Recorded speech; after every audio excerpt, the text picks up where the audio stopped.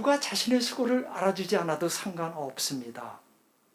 예수님 때문에, 예수님을 사랑하기 때문에, 예수님을 대접하기 위해서 지금 부엌에서 수고하고 있는 겁니다. 그것만이 그에겐 중요한 겁니다. 부엌에서 일하는 그를 누가 쳐다보지는 않습니다. 그러나 그것이 중요하지 않습니다. 지금 부엌에서 하는 그 일 자체가 주님을 위해서, 주님과 함께, 주님 사랑으로 하는 것이니까요. 두 사람이 다 예수님을 경배하고 있습니다. 마리아는 향유를 부어드리면서 예수님을 사랑의 경배를 드리고 있고요. 마르다는 부엌에서 땀 뻘뻘 흘리면서 사랑의 봉사를 드리고 있고요. 활동과 관상은 결코 대립되는 것은 아닙니다. 오히려 활동과 관상은 통합되어야 합니다. 다시 말하면 우리가 세상 한복판에 나가서 수고하는 것과 성체조배하는 그 시간이 분리되는 것이 결코 아니라는 겁니다. 짧은 기도 시간은 꼭 필요하지만 그 기도 시간만으로 기도 시간이 끝나서는 안 된다는 겁니다. 우리의 하루삶 전체가 그분 현존 안에서, 그분 사랑 안에서 이루어져야 한다는 것이죠. 그래서 이제 우리란 단어는 바로 여러분들을 위해 쓰는 거죠. 여러분들에게 모두 익숙한 까르멜 영성을 살아갔던 까르멜의 수사님 한 분을 소개합니다. 바로 니콜라 에르망 수사님, 수도명은 로렌스 수사님이죠. 우리 모두가 잘 알다시피 이분은 소임이 부엌에서 음식을 만들고 설거지를 하는 거죠. 100명이 넘는 식구들을 위해서 음식을 만들 때 부엌일이 그렇게 단순하지는 않았고 무척이나 바빴죠. 그런데 이분이 이렇게 얘기합니다. 기도하는 시간이 부엌에서 일하는 시간과 달라야 한다고 생각하는 것은 커다란 착각이다. 기도할 때 하느님께 매달리는 것 못지않게 부엌에서 일할 때에도 철저히 하느님께 매달려야 한다. 이분은 끊임없이 기도하는 분이었습니다. 로렌스 수사님이 계속해서 하는 말이죠. 여러 사람이 한꺼번에 서로 다른 일을 요청하는 부엌의 소란함과 부산함 가운데서도 나는 무릎을 꿇고 성찬 예식에 참여하는 것처럼 깊은 평화 가운데 주님을 모실 수 있다. 주님 현존 안에서 그는 부엌 일을 했던 것입니다. 바로 여러분들의 모습입니다.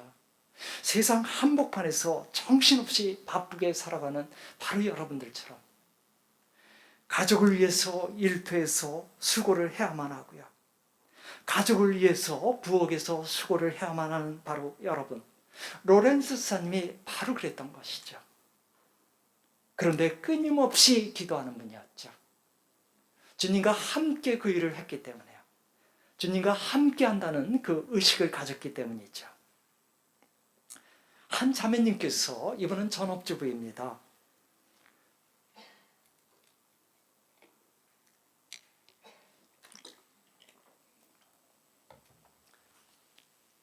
하루 중에 거의 많은 시간을 부엌에서 시간을 보내야 하는 전업주부였는데요.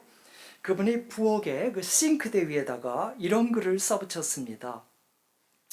하느님을 향한 봉사가 하루에 3번 여기에서 이루어진다.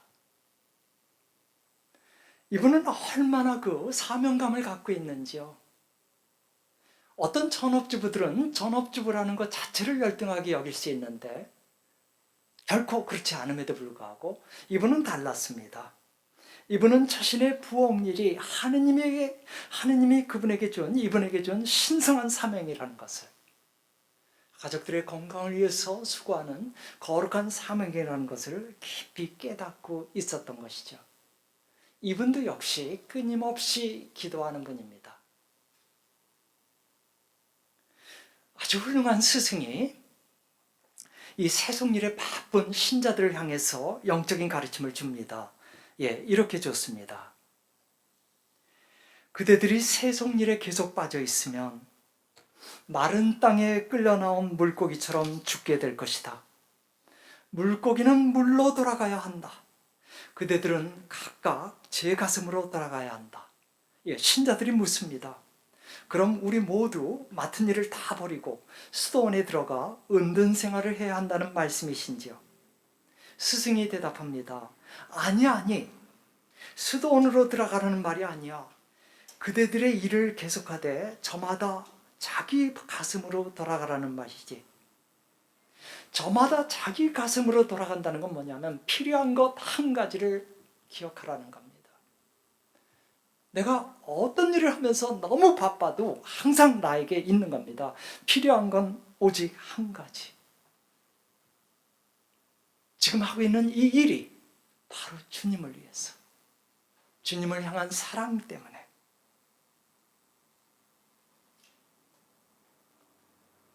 살아있는 제물로서 자신을 봉헌하는 거죠. 사실 제가 오늘 여러분과 90분 얘기할 때 새로운 얘기는 없습니다. 같은 주제를 계속 다른 시선에서 또 설명하고 또 설명하는 겁니다. 그래서 이제 90분 뒤에 여러분들이 나갈 때는 아마 여기 박혀버리게 될 거예요. 왜냐하면 새로운 무슨 얘기를 소개하는 게 아니니까요. 그래서 또 하나 새로운 걸 소개합니다. 우리 초대교회 성도들이 끊임없이 기도한다는 것, 어떤 식으로 했는가를요. 테르툴리아누스는 2세기 초반이니까 지금부터 거의 1900년 전 인물입니다. 우리는 발걸음을 앞으로 옮기고 움직일 때마다, 들어가거나 나갈 때마다, 옷을 입고 신발을 신을 때, 목욕할 때, 식탁에 앉을 때, 등잔에 불을 켤 때, 침상에 누울 때, 의자에 앉을 때, 매일의 모든 일상적인 행동에서 우리는 이마에 십자가를 그렸다. 그러니까 테르툴리아누스와 그와 함께 신앙생활을 했던 그 2세기 초반의 신자들은 하루를 살면서 어떤 행동, 새로운 행동으로 들어가게 되면 십자성어를 그었던 겁니다. 그러니까 그 새로운 행동을 주님과 함께 하겠다는 그런 봉헌의 표시로서 십자성어를 그었던 겁니다. 바로 끊임없이 기도하기 위한 방법이었습니다. 이제 명확하게 우리가 알다시피 끊임없이 기도는 성체 앞에서 성체 조배하면서 이렇게 무릎 꿇고 두 손을 기도하는 그것만을 가리킨 게 아니라는 것이죠. 지금까지 저는 끊임없이 기도한다라는 것이 이렇게 어떤 추상적인 용어를 사용하면 주님 현존 안에서, 좀 더 구어체를 사용하면 그분과 함께하면서, 그분과 일치하면서 그분에 대한 사랑 때문에 그런 표현들을 썼는데요. 추상적인 용어 주님 현존, 바로 로렌스 수사님이 했던 유명한 말이죠. 지금 보시게 되면 이게 왼쪽에 있는 것이 바로 우리 가톨릭에서 만든 로렌스 수사님의 책입니다. 하느님의 현존 연습입니다. 그리고 오른쪽은 똑같이 로렌스 수사님의 책을 개신교에서 번역한 건데 하나님 임재 연습입니다. 우리는 현존이란 단어를 많이 쓰고요. 개신교는 임재란 단어를 많이 쓰는데 사실 둘 다 똑같은 단어입니다. 로렌스 수사님은 무슨 근거로 하느님 현존이라는 말을 썼는가? 책 제목이 그렇거든요. 주님께서 우리와 언제나 함께 현존한다는 무슨 뭔가가 없다면 로렌스 수사님이 멋대로 마음대로 쓸 수는 없을 것 같아요. 로렌스 수사님이 이 현존이라는 말을 써서 하느님 현존 연습이라는 말을 할 수 있었던 것은 주님께서 약속한 것이 있기 때문에 그렇습니다. 보라, 내가 세상 끝날까지 언제나 너희와 함께 있겠다. 이 있겠다가 바로 현존이죠. 한자어로 바꾸면. 세상 끝날까지. 이것은 우주적 종말론적으로만 얘기하는 것은 아닙니다. 그러니까 주님 재림하는 그날, 그것만을 얘기하지는 않습니다. 개인적으로 우리가 이 세상살이를 마치는 그날까지. 우리가 언제 죽을지는 모르지만 우리는 확실히 죽어서 천국 갈 텐데 그날까지 주님이 우리와 함께 하신다는 겁니다. 순례여정 내내 우리와 함께 하겠다는 겁니다. 이것은 약속입니다. 참으로 진실하신 주님께서 약속한 겁니다. 또 이분은 진실할 뿐만 아니라 전능하신 분이기 때문에 약속을 지킵니다. 그래서 우리 눈에는 보이지 않지만 이분이 우리와 함께하고 있습니다. 문제는 우리가 함께하고 있는 이분을 잊어버리고 있다는 것이죠.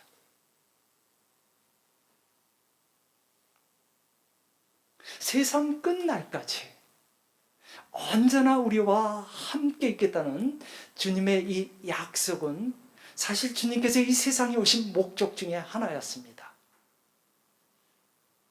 그분의 이름은 두 개입니다. 하나는 예수라는 이름입니다. 예수라는 이름 야샤에서 왔는데 우리를 죄에서 구원하시는 분, 그게 예수입니다. 우리를 죄에서 구원하시는 분. 근데 이분의 또 다른 이름이 임마누엘입니다. 우리와 함께 계시는 분. 그분의 이름이 그렇습니다. 하느님이 우리와 함께, 이게 임마누엘입니다. 그래서 예수란 이름, 바로 이 세상에 오신 주님의 사명을 가리킵니다. 우리를 죄로부터 해방시키기 위해서. 근데 예수님께서는 우리를 죄로부터 자유롭게 하는 것으로 끝나지 않습니다. 우리가 죄로부터 자유로워진 다음에 순례 여정을 살아갈 때 생명 충만하게 살아갈 수 있도록 우리와 동행하신다는 겁니다.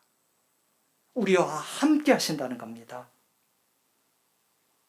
그리고 승천하실 때 약속까지 한 거죠. 좀 전에 봤지만 세상 끝날까지 내가 너희와 함께 있겠다. 바로 예수님의 이 약속을 로렌스 수사님은 믿었기 때문에 하느님 현존의 연습, 언제나 나와 함께 하시는 그분을 나도 섬세하게 알아채기 위해서 그래서 연습을 했던 것이죠. 로렌스 수사님이 처음부터 성공한 것은 아닙니다. 아까 보면 부엌에서 다른 수사님들과 정신없이 바쁘게 일하면서도 마치 성체조배하듯이 고요한 마음을 가졌다 그랬는데 그것이 연습을 통해서 나중에 가능했었던 것이죠. 지금 이 순간에도 그분은 우리와 함께 하시고요. 우리가 이제 이 강의가 끝나고 나가서 지하철을 타고 갈 때도 그분은 함께 합니다. 집에 돌아가서 정신없이 바쁘게 이제 가사 일을 할 때에도 그분은 함께 합니다. 그런데 이 함께 하시는 그분을 우리가 섬세한 영혼과 함께 자주 기억할 수도 있고요. 지금은 기억했지만 나가자마자 잊어버릴 수도 있고요. 그래서 연습을 하는 겁니다. 사실 우리는 너무나 자주 그분의 현존을 잊어버리고 삽니다. 그분이 나와 함께하고 있다는 사실을 가득하게 잊어버리고 있는 것이죠. 만약 우리 인생의 문제가 복잡하다면, 우리의 삶이 엉망이라면 10중8구 우리가 그분의 현존을 잊고 있기 때문일 겁니다. 제가 이제 사제로서 교회실에서 고백성사를 듣다 보면 자주 듣는 어떤 패턴이 있습니다. 그 고백하는 양식의 패턴입니다. 신부는 죄인에게 강복하소서 나옵니다. 신부님, 요즘 저는 자주 주일 미사도 빠지고 그동안 잘 드렸던 아침 기도, 저녁 기도도 드리지 않고 있습니다. 요즘 제가 하느님과 너무나 멀어진 생활을 하고 있습니다. 그러면 저는 벌써 그 다음에 무슨 죄를 고백할지 짐작 다 합니다. 10중8구 이런 식입니다.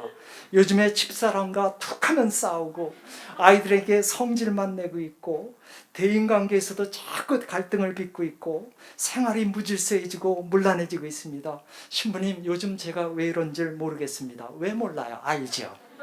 자기가 좀 전에 고백했는데 하느님과 멀리하고 있다고요. 언제나 함께 하시는 그 하느님으로부터 자기가 멀리 있을 때 당연히 우리 안에 생명의 기운은 없죠. 날씨가 좀 추워졌습니다. 이렇게 추운 날 우리가 밖에 있을 때, 그렇지만 맑은 날이에요. 그러면은 응달로 가지 않고 햇살이 비치는 양달에 있게 되면 비록 바람은 찰지 몰라도 몸은 따스해집니다. 우리가 그분과 함께 한다는 것은 그분 생명의 기운 속에 같이 있는 건데 우리 스스로가 그분을 잊어버리거든요. 우리 스스로가 그분을 떠나거든요. 스스로 응달에 있는 거거든요. 그럼 추울 수밖에 없죠. 삶이 물란해질 수밖에 없습니다. 세상 끝날까지 내가 함께 하겠다. 그러니까 너가 순례 여정 마치는 그날까지 내가 함께 하겠다. 이 약속이 효과를 발휘하려면 우리가 그 약속을 꽉 움켜줘야 합니다. 로렌스 수사님처럼요. 친밀한 관계는 모든 것이 약속으로 이루어져 있죠. 그것이 부부관계이든 아니면 우정관계이든요. 그 약속을 서로가 지킬 때 관계는 더 깊어지는 거 아닙니까? 주님의 이 약속, 세상 끝날까지 함께하겠다는 이 약속을 움켜쥔다는 것이 얼마나 힘이 되는지 그 선배 한 분을 소개합니다. 데이빗 리빙스턴입니다.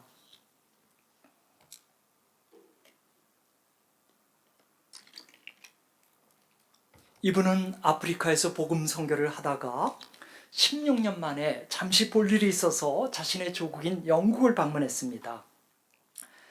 이분이 아프리카에서 복음을 전한 첫 번째 인물이기 때문에 영국에서는 이분을 영웅처럼 대접을 했습니다. 그래서 여왕을 비롯해서 여기저기 대학교에서 단체에서 이분을 초대해서 공로를 수여하고 그 다음에 명예박사학위도 주고 그랬습니다. 그런데 그는 어떤 자리에 초대를 받아 가든지 어떤 내적 태도를 갖고 아프리카에서 살았는가를 얘기했습니다. 똑같은 얘기만 했습니다. 그게 뭐냐면 마테오복음 28장 20절의 약속을 움켜쥐고 자기는 살았다는 겁니다. 글라스고우라는 그 영국 북부의 대학에서 그가 박사학위를 받을 때 이렇게 얘기합니다. 사람들이 자주 저에게 묻습니다. 어떻게 말도 통하지 않고 의심과 적대감을 갖고 있는 아프리카 원주민들 속에서 16년을 살 수 있었단 말입니까? 그럼 저는 마테오복음 맨 마지막 말씀을 철저히 믿으면서 살 수 있었습니다라고 응답합니다. 마테오복음 맨 마지막 말씀, 내가 세상 끝날까지 언제나 너희와 함께 있겠다. 약속의 능력은 이런 겁니다. 그분이 약속했어요. 우리가 그 약속을 믿어요. 그럼 이런 식으로 능력을 발휘합니다. 그분의 약속은 진실됩니다. 다만 그 약속이 우리 삶에서 효과를 발휘하지 못한다면 우리가 움켜쥐지 않는 거겠죠. 예, 로렌스 수사님께서 하느님 현존을 살아가기 위해서 끊임없이 연습을 했습니다. 참 오랜 시간 실패를 거듭했지만 결국은 성공하게 되죠. 연습이란 말, 훈련이란 말이 있는데요. 이것이 얼마나 중요한지를 잠시 보려고 합니다. 잠시요. 우리는 예수님의 제자죠. 근데 자동적으로 제자는 아닙니다. 근거를 좀 제시해 볼까요? 예. 여기서 너희는 이미 신자들이에요. 너희가 내 말 안에 머무르면 참으로 나의 제자가 된다. 그러니까 제자가 자동적으로 되는 건 아니라는 거예요. 그래서 그 다음 말도 보면 너희가 많은 열매를 맺고 내 제자가 되면 많은 열매를 맺고, 그러니까 제자가 된다는 것은 뭔가 과정 중에 이루어지는 것이네요. 우리가 끊임없이 기도하는 인간으로 살아가기 위해서는 연습이 필요한데요. 다시 얘기하면 정말 그분의 참다운 제자가 되기 위해서는 훈련이 필요한데요. 그것은 단어에서 벌써 찾을 수 있습니다. 제자라는 단어가 이제 그리스 말이 좀 깨졌는데요. 마세테스입니다. 이 마세테스라는 단어가 만사노에서 온 겁니다. 만사노가 뭐냐면 훈련받다예요. 그리고 마세테스는 훈련받는 자예요. 근데 우리말은 달라요. 우리말은 그냥 제자해 버렸어요. 근데 근거를 볼 수 있네요. 영어로는 벌써 알 수 있죠. discipline, disciple. 우리말은 이걸 잘 안 보여줍니다. 우리는 그냥 제자라고 그래요. 근데 실제로 아닙니다. 훈련받는 자입니다. 연습하는 자야, 우리는. 그분의 제자가 되기 위해서. 그러니까 제자라는 단어 자체가 연습을 통해서, 훈련을 통해서 비로소 도달하기 때문에. 물론 우리가 세례를 받고 하느님의 자녀가 된 건 맞습니다. 우리에게 구원의 선물이 주어진 것도 맞습니다. 그렇지만 그렇다고 해서 자동적으로 그분의 제자가 되는 건 아닙니다. 제자라는 단어 자체가 훈련받는 자입니다. 그래서 디사이플, 디서플린에서 쉽게 짐작할 수 있을 겁니다. 그래서 우리는 로렌스 수사님처럼 하느님 현존의 연습, 하느님 현존의 훈련을 해야 합니다. 이 훈련은 우리에게 참으로 유익할 겁니다. 바오로가 얘기하죠. 육체의 훈련은 조금 유익하지만 신앙의 훈련, 영성 훈련은 모든 면에서 유익합니다. 현재와 미래의 생명을 약속해 주기 때문입니다. 사실 우리가 하느님 현존의 훈련을 하게 되면 이것이 우리가 영적으로만 이렇게 그분의 사람으로 더 하늘스럽게 되는 게 아닙니다. 우리의 몸도 건강해집니다. 왜냐하면 우리가 통합된 삶을 갖고 있고요. 지속적인 평화를 우리 안에 누리기 때문이죠. 그러니까 여기서도 보면은 신앙의 훈련은 모든 면에서 유익하다. 모든 면에서 유익하다. 15분간 우리 쉬고 계속해서 같은 주제를 갖고 얘기하겠습니다.